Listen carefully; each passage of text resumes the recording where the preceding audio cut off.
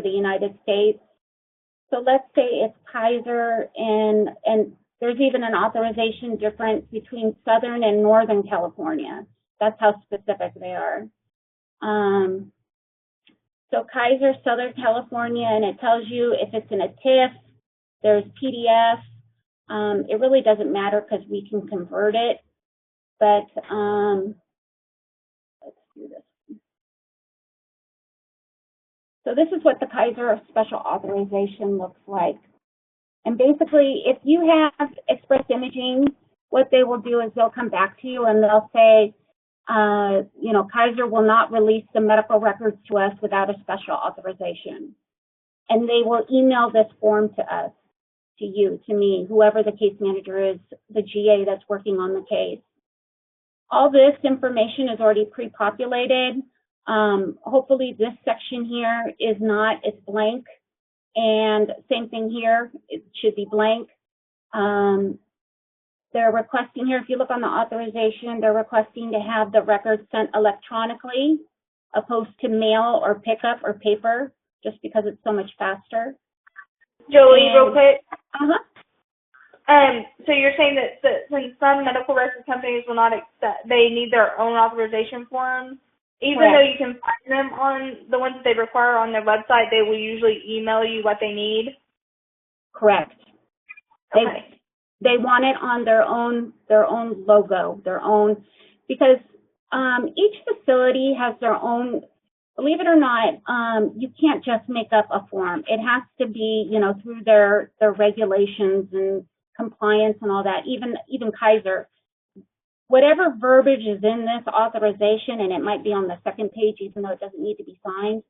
The second page kind of outlines what facilities, see how there's different Kaiser facilities, which one goes for which, but it's got to meet within their compliance. Something in here, their verbiage that they require, or they just want it on their own authorization form to make it difficult for us. Hopefully that maybe will go away, but we don't. So we have to go to the insured and get this form signed and dated. And then once we get that, we just email it to Express Imaging, and then they will proceed with obtaining the medical records. Okay? So if you know ahead of time, like I know ahead of time, if I see Kaiser, most of the facility, believe it or not, there's actually a couple Kaiser offices that don't require a special authorization. They'll go ahead and release the medical records based on the HIPAA that we have. But I honestly think it depends on who you get at the Kaiser facility, who's working it. So what I do is I go ahead and I order it, and I order it based off of one of the authorizations that I have. And I will ask, because I know like Southern California, they're going to come back and ask for it. And at least I started the ball rolling. And I'll go ahead, and when I send my update to the agent telling them that we received the application and what we're doing, if we're ordering the exam or whatever we're doing, I'll attach this and tell them to have the client complete it. You can even get a little bit more savvier if you wanted to. And, you know, when we ordered the exam, if you can ask at the exam appointment, you can ask them to have and send them the Kaiser form to have the insured sign it.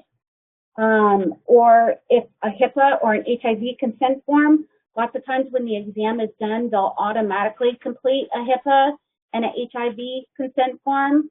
Don't always think that that's going to happen unless you ask them during the time of the exam if you want them to do it, because it's a hit and miss. Sometimes they do and sometimes they don't. So usually if I am scrubbing a new application and I see that, you know, a HIPAA or an HIV consent form is the only thing that's outstanding, I will go ahead and when I submit that, you know, order to the exam provider, I'll tell them to also, you know, have form number, you know, completed at the same time, have a HIPAA or HIV consent form. And they have all those forms available. If you're doing something above and beyond, like a form that you want them to sign or anything weird, then I would send it to them. But usually at that particular moment, I'll only have them get me the HIV or the special authorization or the HIPAA forms. I won't have them complete anything else.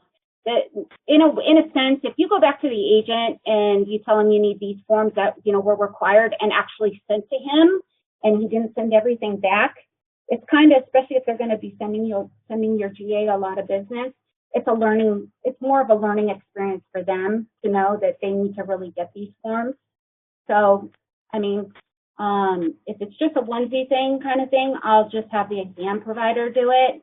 But if it's, multiple forms, I'm not going to have the exam provider do that. I'm going to go back to the agent and have him get all the forms that are needed.